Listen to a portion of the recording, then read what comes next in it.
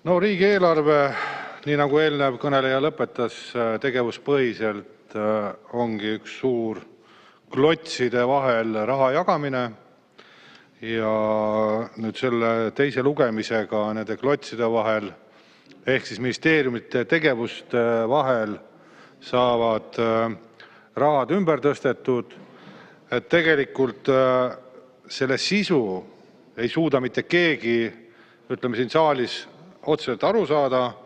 Pigem on see, et seda oskavad selgitada ainult ministeeriumi inimesed ja need, kes selle numbrid on kokku pannud.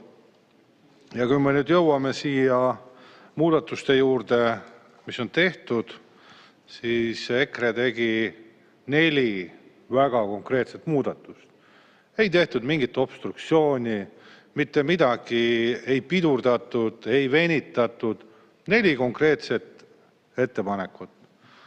Ja ettepanekud lähtusid mitte rahade ümbertõstmisest, vaid riigieelarve kulude vähendamisest, mis on Eesti rahva raha kokkuhoidmisest. Ja hetkel me isegi ei teinud seda, et see maksuküür võiks tagasi võtta, vaid me tegime ettepaneku kulusid vähendada, et riigieelarvet viia tasakaalu lähemale. Tagades sellega kaitsevõime suutlikkuse, tagades sellega praeguselt inimestega toimetuleku, et kui kulusid tõmmata maha, siis saab riigieelarves hiljem vajadusel veel neid toetusid suurendada ja vajadusel rahasid ümber tõsta. Meil lihtne ettepanek, lõpetame Rail Balticu rahastamise suurusjärk 174 miljonit eurot. See on Eesti riigi raha, meie inimeste raha ja selle rahaga saaksime kasutada ja seda raha suunata hoopis otstarbekamalt, mitte selleks, et ehitada raudtee jaoks aluseid ja Eesti maamara hakata välja vedama, vaid see raha suunata sinna, kus Eesti rahvale konkreetselt tulu tõuseks. Siis meil oli ettepanek veel tuuleparkidelt ja taastuvenergialt võtta toetused ära, 34 miljonit suurusjärk. Nii et selle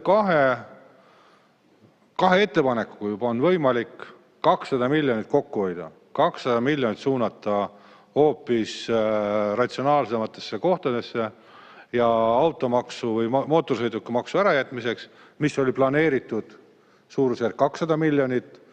Nii et täiesti need asjad on võimalik teha, et tagada Eesti rahvale ja Eesti inimestele kindlam tulevik. Ja nüüd, kui seda kokkuvõtvalt võtta ja rahanduskomisjoni nägemus oli, et üks ettepanek oli põhiseaduse vastane, me nagu ei suuda enda jaoks mõtestada seda, et põhiseaduse vastane, kui me teeme eelarvet paremaks, siis kuidas see saab olla põhiseaduse vastane?